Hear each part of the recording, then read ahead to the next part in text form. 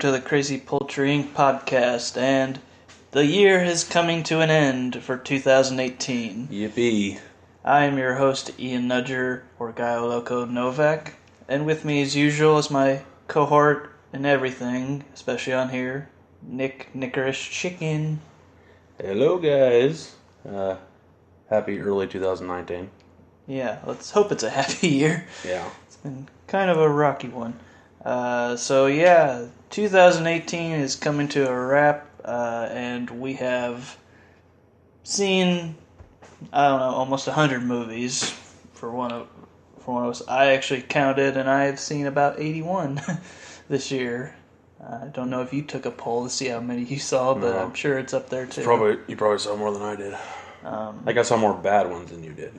Well, your advantage was you saw ones more at the year started. I know for a fact that I didn't see a lot in January, so that was just my advantage in that regard. So I would say kind of comparing the years of best and worst to last year's, I think maybe best of quality-wise last year's probably a little bit better, but that's just in my opinion. We'll get to worse in another podcast coming up soon. I felt like this was actually going to not actually be as a strong year because this was not a quality goes great summer, but the numbers were actually the opposite of last summer. Last summer I thought had really, really strong films, but did not gross a lot. And as the year actually came to a close, I actually found out there's a lot more that came out that I did not see that I am now going to watch that kind of possibly made it up here. So we're going to talk about our best of the year. Let's see. Let's start with some honorable mentions. I believe you have way more honorables that you're going to mention. So I'm just going to go really quick-ish with mine, and that's first one I'm going to mention is Mandy, which I showed you. Visually, really astonishing film. Nicolas Cage is awesome. The only reason why I didn't crack is because it is really weird, but it's kind of a slow burn at the first start, but then when it picks up, it does not stop, and Nicolas Cage goes crazy, and it's just amazing. Tribute to a lot of horror themes, too. Another one is Game Night, which I thought was another strong, especially comedy that is not improvised. It was a really well wrote comedy. Another one is Deadpool 2. I thought it was really strong, but now this is the R version because I saw both of them and one of them was bad. So again, Ryan Reynolds knocks it out of the park. Josh Brolin was I thought really strong as Cable, and all the supporting people were pretty good. I just felt like the story maybe was a little bit muddled at some points, so that's why it knocked it down a bit for me. Another one that I really want to mention that people need to go see a bit more is Ghost Stories, which is a very underwatched movie of this year. Really strong horror, in my opinion, that did not get a lot of recognition. Another one that got up there, of course, is Upgrade. Again, this is one I struggled to see if I could keep it off my list, but just for a few snags there is why it lost out, but still really entertaining, strong movie. Another one I want to mention is Searching, the best webcam movie probably ever made. They went all their money into the actual properties like Facebook, Google, all that stuff, and John's performance I thought was really strong in this. The hardest animated for me to not put on this list, which was Incredibles 2. I thought the dynamics of the family were really strong. The villain, however, was kind of lacking at some points, but a great follow-up 15 years later, still strong.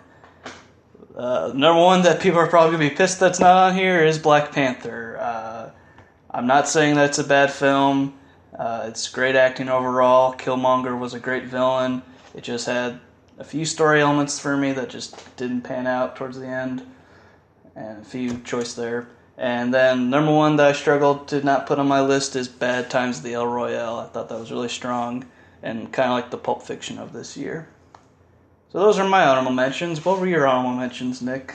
I got quite a few. Like I said, for me, it was. I know you're always supposed to have like 5 or 6, but these are movies that I all considered, to be in the top 15 at one point, and then, another movie came out and knocked it out. Mm-hmm. So I'm not really going to go into detail on many of them because Ian just went into a lot of them. But number one, the hardest one for me not to put in the top 15 was actually Crazy Rich Asians. Really enjoyed the movie. It might have been my biggest surprise of the year because going into it, from the previews, looked like a chick flick to me, and ended up being really funny and blowing me away. Another really hard one for me not to put in the top 15 was Overlord. Really enjoyed the movie, probably because it reminded me of, Call of Duty, and it reminded me of the zombie part of Call of Duty, and I thought it was a really good film and, had really good action in it. Let's see, next is First Man. For me, didn't make the top 15. It was a really good film and just really slow at times for me, and it was really long. Mm-hmm. But the subject matter was awesome, and saw that and Bad Times in the same day. Oh yeah, which is challenging. I can remember that. Next one for me was another animated, Ralph Breaks the Internet. It was very entertaining. Didn't quite like as much as the first one, but it was close. Next one for me might surprise some people, but I actually really enjoyed it, is Bohemian Rhapsody. Rami Malek, I thought, knocked it out of the park. He was perfect for the role. I know he was actually the second choice, but I thought he did better than what's his name would have. Sacha Baron Cohen. Yeah, but I thought he played the part great. I just had a couple of problems here and there, but I thought the concert at the end was fantastic. Bad Times at El Royale, I really enjoyed that movie. Didn't really shock me that it was good, but I actually liked it more than I thought I would. And like he said, we saw that and First Man on the same day. Another one, actually, Ian recently showed me, which looks like it made his top 15, was Sorry to Bother You. Mm-hmm. It was very, very good. Surprised me. And I'm just going to mention the other movie he showed me that day, Mandy. That also made honorable mentions. They were both really good. Nicolas Cage surprised the hell out of me. He was crazy as usual, but I actually liked it, and I can't really say that a lot about Nicolas Cage movies. What else? Actually, next is Game Night. Ian mentioned that. Really fun movie. A lot of twists and turns you wouldn't think would be in the movie. You thought it was going to be like a straight out game night, but then, something happened at the end. I like that kind of stuff. Another one I really enjoyed was Widows. I thought, what's her name? Viola Davis. Viola Davis was very good. It's funny how you mentioned those two movies back to back. The same dog that's in Game Night is in Widows. It's the exact same one. The white fluffy dog? Yeah, but it's not just the same breed. It was the actual same dog. Well, so dog MVP. Good year for that one.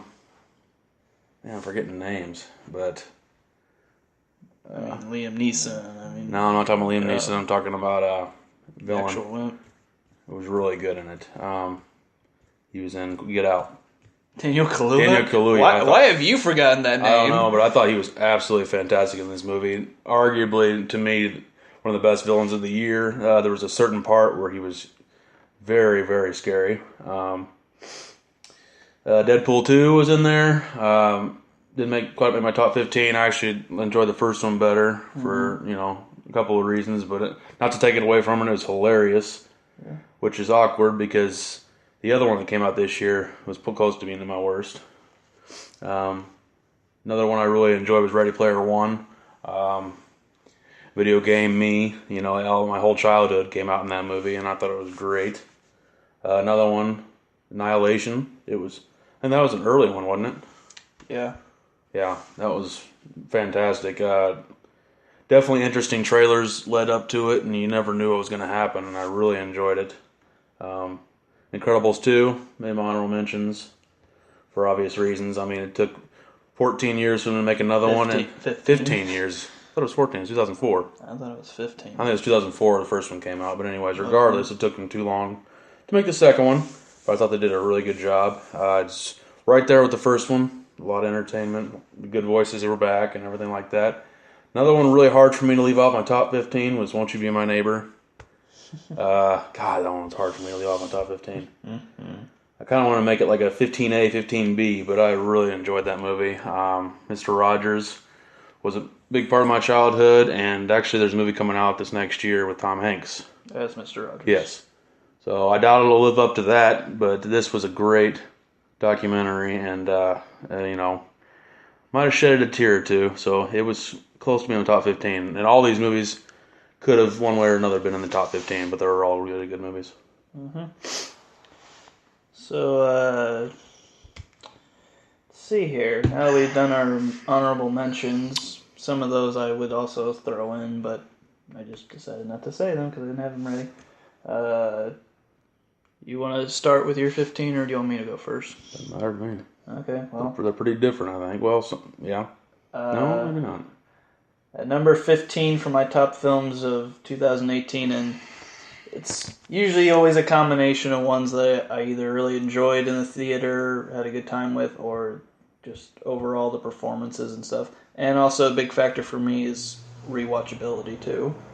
But for number 15 to start, which was one of my most scared films that I was going to see because of what I knew about going into it, and it's Sicario: Day of the Soldado, because I was so scared because Emily Blunt wasn't back, and it wasn't the same director, Denis Villeneuve, who did Blade Runner, Arrival. However, here's the thing that they did keep. They kept Benicio del Toro, Josh Brolin, who I personally am almost giving MVP this year for a number of films that he was really good and that the films were good in. And it kept the same writer who also wrote Wind River and the previous Sicario, and I think that that's, to me, a testament to how important having the writing is in this film. Yeah, it's not the same style, directorial, and it doesn't have the same cinematography, but the writing is crisp, it's dark, it's still very violent, and Benicio del Toro, I think that this is like the role that he's meant for right now. Josh Brolin, again, is great in it. Yeah, a sleeper hit that I was really scared to, that I ended up really, really enjoying. And I saw this and Won't You Be My Neighbor in the same day. That was an interesting experience. Start yours. Yeah, my number 15, it may surprise some people, but I've watched this movie just as much as I have any other movie this year, and that being Upgrade. The trailer didn't really give away too much. Of course, when I first saw it, I thought it was Tom Hardy playing the role because, he looks exactly like Tom Hardy, Logan Marshall does. And basically, it's like one of those movies where, the guy gets mugged and he gets a chip implanted in him. I believe they're called STEM. Yeah. Like bionic. But anyways, implants. Yeah. So it's a whole technology and humanity thing. The whole movie is about, like, him getting revenge, but when he gets the chip put in him and it gets activated and has a voice in his head, he gets superhuman abilities and agility. And I think the whole movie was just an absolute rush, and I enjoy it every time I watch it. And like Ian said, it's got one of the best rewatchabilities, I think, this year, and it cracked my top 15. Yeah, I really enjoyed that film too, surprisingly. My number 14 is probably one you have not heard of, or possibly, but I watched it like a few days ago. Came out early this year, but of course never came to our theater, which we had to put out here. We didn't see every movie because we don't get every movie. It's just the way it works. But I finally watched this on Amazon Prime, and it's called You Were Never Really Here. My boy is in it. Joaquin Phoenix. Yeah, I heard it was good. And this is basically, in a short term, like this generation's Taxi Driver.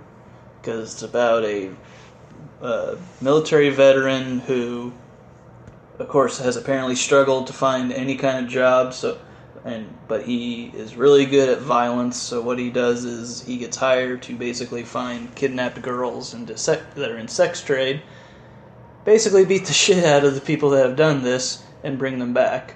But it also is dealing with his psychological problem and his depression that he almost always wants to just try to kill himself. And one of the beauties of this is that it is violent, but it's not over-aggressively bloody. which I think is really strong for it. And the few things that might throw some people off when they're watching this is that it's a lot. There's also a conspiracy theory that then starts, and there's not a lot of talking about what's going on. It's mostly Joaquin Phoenix trying to piece like what he has in his head about what could be going on. So that could be a little bit of a struggle for some people, but Joaquin is excellent in this, just like how he has about the last number of films now he's been in. And it's just a dark, underrated one that I think needs to get more recognition. So Let's go, Joker. I hope that I'm very hopeful for that. So yeah, number 14, You Were Never Really Here, and what a weird title. Well, this is probably higher up on most people's list, but it was really hard for me to order things this year. This could have very well been in the top 10. Star is Born. Very wild movie. I believe this is the 4th installment, because I think they did 3 of them previously. Well, third remake. Yeah, well, whatever. I just called it 4th installment. I mean, they're all really the same movie. Exactly. But not really going to explain much other than, Bradley Cooper directed it. Did he? Yes. I don't know if he did all of it. I doubt he produced it too, but he, is this his first movie? Directing? Yeah. Yeah. Okay, well, fantastic debut, and then he got Lady Gaga, which I questioned from because I didn't know if she'd be able to handle the role, because this is her first big role, because she's been secondary in some things, like American Horror Story and all that, but I thought she knocked it out of the park. Great. Sam Elliott was really good in the movie. Great supporting cast. Dave Chappelle was really good in the movie. I thought they all complement each other really well. Fantastic voices, obviously, and great soundtrack to the movie. The ending was very dark. I haven't seen the other 3 installments, but I'm sure they're the same. Yeah, this is one I recommend to all of you. Number 14, Star is Born. Number 13 for me is definitely one of the more stranger ways to tell a story, and visually definitely do it. And that's Sorry to Bother You. And it's also one of my top favorite comedies. This is just balls to the wall crazy with its imagery, and you just follow. Basically, you just have to follow the whole plot of like what the commentary is about this guy that starts to do a telemarketing job to make some money, but he gets so good at it because he develops his white boy voice. And I don't know, it's really hard to describe because it's a lot of visually driven storytelling, but it has phenomenal acting by everybody, including Tessa Thompson, who is like doing great in just about every role she's now in, especially ever since Thor Ragnarok. Terry Crews is great in his few times that he's in it, but it's a really smart commentary about like business, corporations. It does go full insanity towards the end, which is probably going to be difficult for some, and I know it probably made you just go, what the hell, with the way that it is told, but if you're along the ride, it's nothing new, but this just has to be made and keep getting made. So I really recommend it, and I know it's going to be on a lot of people's top 10 lists. I'm pretty sure it will. So that's Sorry to Bother You at number 13 for me. Mine is one I was really looking forward to, but had a really strange theater experience, and that was Isle of Dogs. Oh my gosh, this movie was great.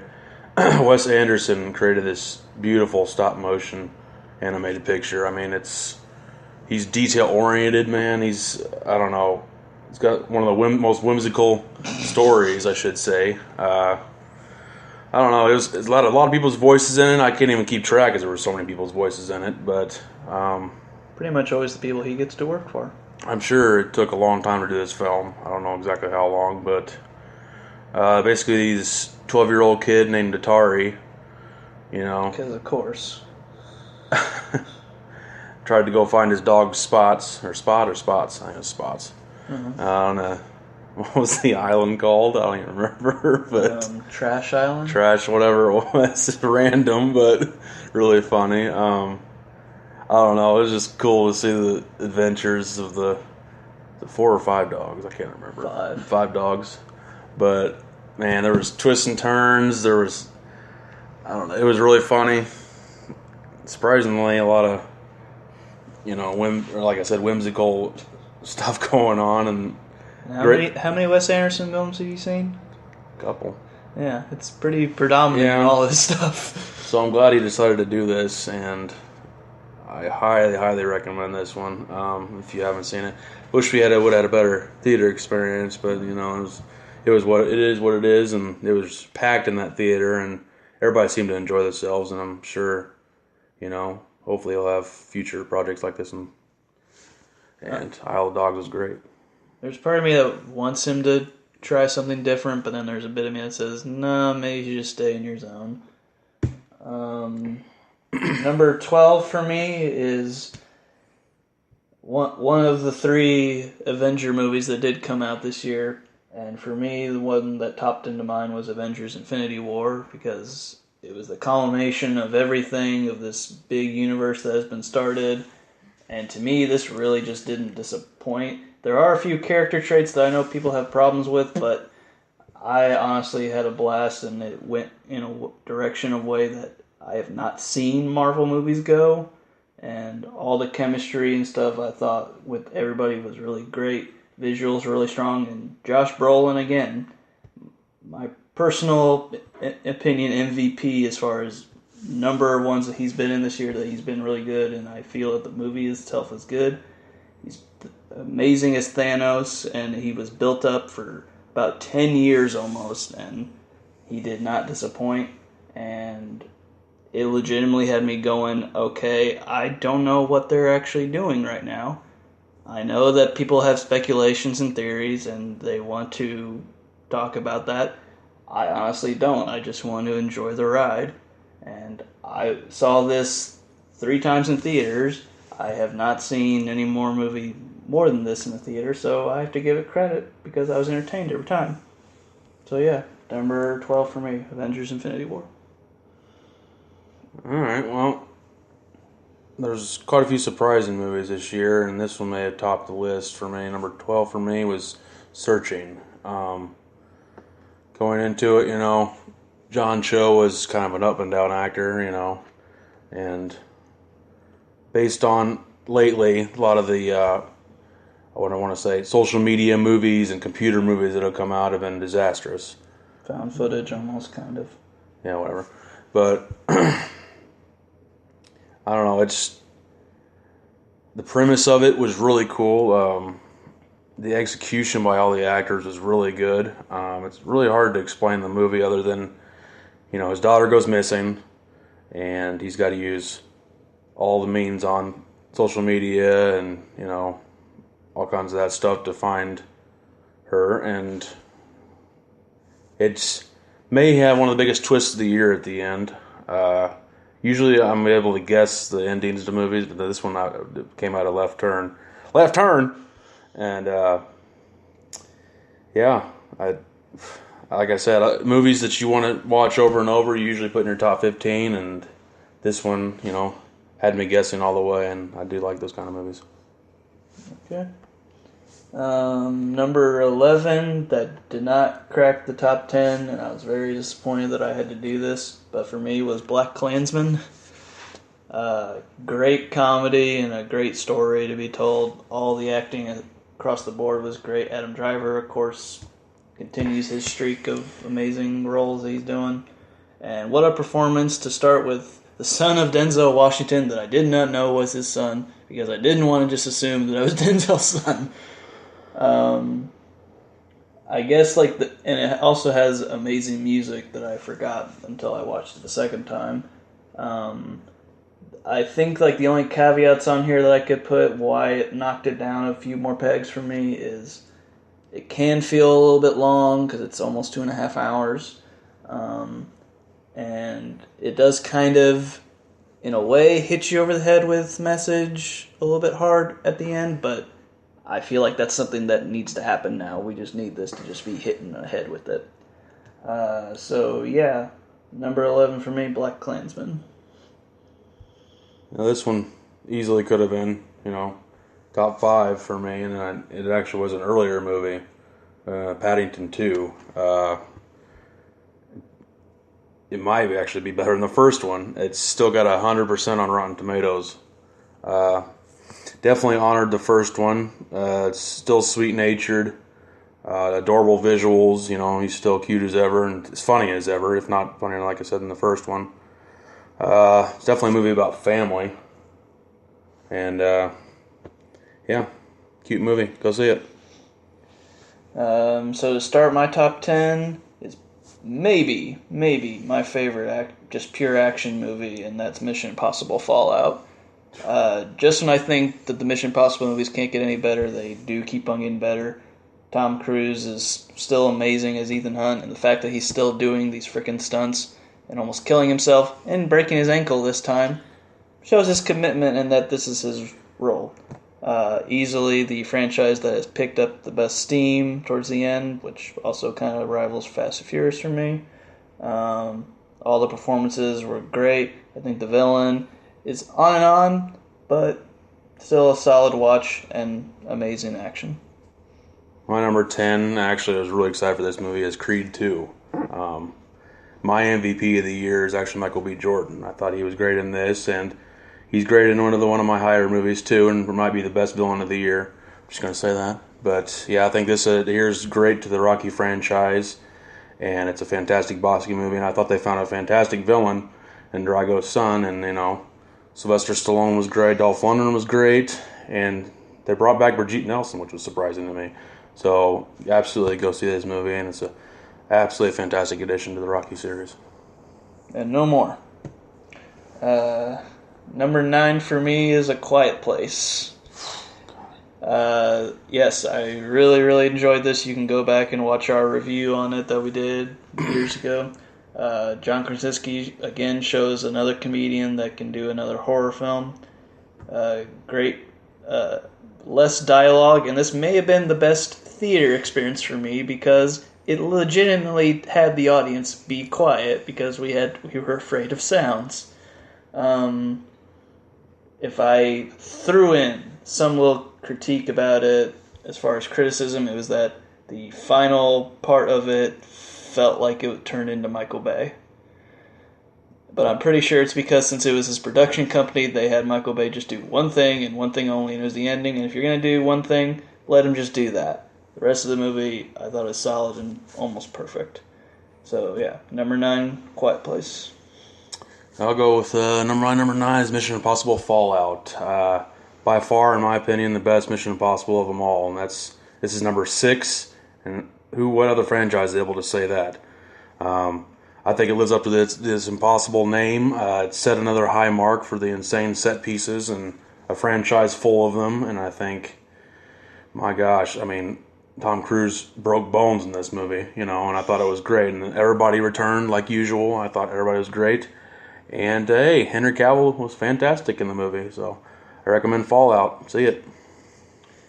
At number 8 for me is Annihilation. This definitely is one of the few, and actually, if I'm looking back on my list, probably my favorite sci-fi movie of the year because it's daring to be questioning the audience to make you go, yes, go with this and think about that. And I'm like, we don't get enough sci-fi movies like this anymore. Visually, I think it's really colorful and stunning. I think everybody gives a great performance in this, and especially Natalie Portman, who needed something like this also. The only other detractors for this is like everything that went on behind the scenes, like why it got pulled from theaters so fast and it was going right onto Netflix. And the director said that he was never going to work with the studio because they did that. But we did get to go see this on the big screen, and I'm happy that we did. It's meant for the big screen. Go watch Annihilation. I know you're going to probably question a bit of the ending, but I think it makes sense. I think. Yeah, it was weird to me. Number 8, Annihilation. My number 8 was my most surprising movie of the year, and we just actually saw it, Bumblebee. being the biggest Transformers fan, or one of the biggest Transformers fans on the planet, not being the movies, meaning the shows, this one was actually set in my year, 1987, and had a lot of 80s references, and it actually proved it's possible to bring fun and sense back to a bloated franchise, a blockbuster franchise, and it set up its own set of sequels, and Haley Steinfeld was awesome, and they made the Transformers look like they were supposed to look, okay, and I'm not gonna go into how excited I was, because it's probably inappropriate for the podcast, but you know what, I thought they nailed this movie. It's got like a 94, 93 still on Rotten, and it's probably the best of the franchise. I don't know if probably is really a word. Well, the first one I thought was pretty good, so. But I still compared it to the first one, and I still think this one blows that one. Number 7 for me, funny enough, with the number involved is actually the previous number, and it's 8th grade.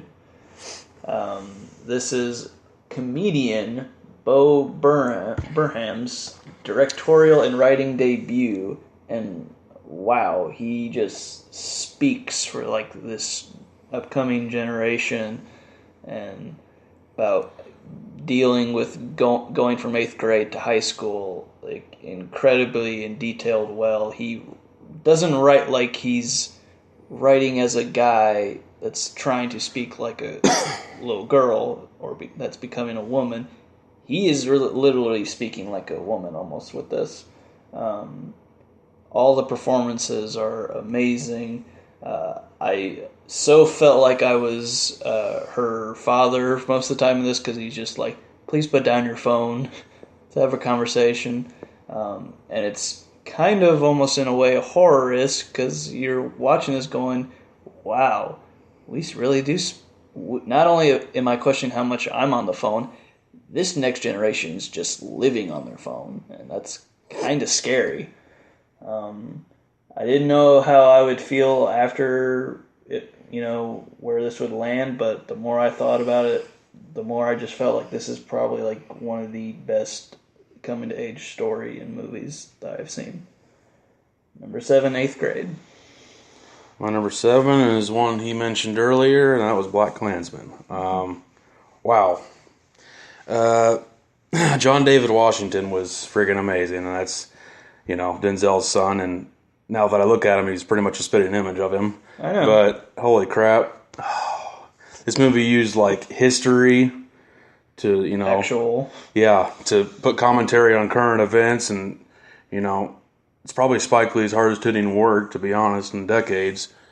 And, Adam Driver was fantastic. Who else was in it? Alec Baldwin was in it for like a second. Yeah. And then Topher Grace. Mm-hmm. Oh my gosh. Yeah. For some reason, the role he was meant for. Yeah. As the leader of the Klansmen, and I guess that's his calling, which is weird, but it worked. And I love this movie from beginning to end. I'm glad I own it, and I've watched it twice already, so I recommend it for sure. Number 6 for me is literally a movie I just watched last night. It was a film that had been highly recommended to me from YouTubers that I follow, and that's Blindspotting, which, of course, never came to theaters around anywhere for that long. So I watched it on Amazon Prime. I rented it for $1, and oh my gosh, this is balancing perfectly with comedy and commentary about what's going on today. About these two friends in LA, and one of them is a convicted felon who is on a year of probation outside. And it's basically literally the last 3 days that he has left, and he's trying to stay out of trouble because his friend kind of is always instigating trouble. For a lack of intelligence or whatever. But if you're asking if these two guys are real-life friends because of the writing and the chemistry with them, because they really are. They are really best friends, and they set out to make this movie. And it's not as like hitting over the head with the commentary. It's straightforward and it's just plain hilarious. I can't recommend this enough. Blind Spotting. Number 6 is Avengers: Infinity War. Obviously, the name speaks for itself. Had literally every MCU hero you can think of, except for a couple that were missing, and those were kind of explained. But obviously they're going against their greatest threat, who has been built up for a long time, in Thanos. And for me, I definitely realized its gargantuan ambitions. Visually, it was fantastic. The cast worked great together. And for me, though, the ending was just odd, and certain characters didn't work for me, and I don't know, I think it should have been a lot better than it was. It's number 6, it should have been a lot higher. I believe number 2 will be a lot better. Okay. Cracking into my top 5 is Creed 2. Basically, Nick covered this. I think this has been Michael B. Jordan's career goal right now, and I don't think that they should make another Creed until 20-some years later when they bring him back, just like with Sylvester Stallone, because then he'll probably be even better older. So yeah, I'm just going to keep it straightforward, and I'm glad that we're not going to get a forced third. I really hope. I'm going to bet there will be. That's just me, though. Okay. Oh man, this was where it started to get really tough for me, but we actually just saw this one. By far, the best Spider-Man movie ever created. Into the Spider-Verse. Wow. Like right off the bat, I'm just going to say it should win Animated Movie of the Year, but who knows if it'll even be nominated. Bold storytelling, striking animation, pure enjoyable adventure. It's got heart, humor, plenty of superhero action. That's all I'm going to say. Go see it. It's fantastic for anybody, any age. Funny, action, amazing. Nicolas Cage. Okay, you done? Because number 4 for me is Spider-Man Into the Spider-Verse. Just like you, it is my favorite animated film this year. And not only that, it's probably easily my favorite Spider-Man movie so far. Introduced me to Miles Morales, all these other Universal stuff that I now want to check out. Plain and simple, Spider-Man Into the Spider-Verse, my favorite animated film this year, and number 4 for me. Number 4 for me was actually an up and down for some people, which I didn't know why, and that was Hereditary. Mm-hmm. No, I know why it was. I guess, but easily to me, the most bone-chilling movie of the year, and actually gave me goosebumps and made me slump in my chair. So I just like the classic setup from it, and the framework, and the harrowing, uncommonly selling horror film it was, and it brought to me a lot of old school stuff back, and I don't know, it just made me feel cold inside, which I love, and I love horror movies, so it was definitely, arguably, the best horror movie of the year. Okay, and number 3 for me is one you previously mentioned that I just put so high in regard now, and should win Best Documentary, and that's Won't You Be My Neighbor. I did not grow up with, Mr. Rogers' Neighborhood. I knew of it. So going into this, I was a blank slate, and wow, this was touching, heartfelt, and just showed that this was just not only an amazing and groundbreaking show at the time, he was just an amazing person, and we don't see that now a lot. We get so much backlash of people that we now find out older, so this is just something that we also just needed to have in this time frame. Will You Be My Neighbor, number 3 for me. My number 3, man, Green Book. Wow. This movie was fantastic. I think Viggo Mortensen and Mahershala Ali should win some kind of awards, but I doubt it they'll even be nominated, because none of the people I ever want to be nominated are nominated. So basically, it's a hard knock life for Viggo Mortensen, and he has to find a job, and he does it escorting a African American man, Mahershala Ali. And for the most part, they don't get along, but then as time goes on, they start to develop a cool relationship, and I just love the camaraderie between them. And, Peter Farrelly, matched everybody well, and I thought it was, one of the most perfect movies of the year, and I thought it was fantastic. Number 2 for me, funny enough, has a 2 in the title, and that's one you previously mentioned. That's Paddington 2. Again, this is going to be very different from my number 1 selection, but this was just charming. It was just a great watch, and it was hilarious. And even though there wasn't a giant twist involved, because we see how it goes along, it's just enjoyable to watch. And what's wrong with that? I feel like these movies have been getting some people backlashing it that haven't seen it, and I'm like, why? Just watch it. You'll have a great time. And you know what? This made me want to have marmalade sandwiches every time I watch it. So it's cute. It's great acting all around. Paddington 2, number 2 of the year for me. My number 2 is one Ian actually had on his honorables, and that was Black Panther. I think it was by far the most revolutionary and most well-respected Marvel MCU movie ever. It has the highest rating ever. I think it elevated, the MCU to new heights, and it was one of the most absorbing stories. And like I said, revolutionary, big time. And Chadwick Boseman, Lupita Nyong'o, Martin Freeman, Daniel Kaluuya was great.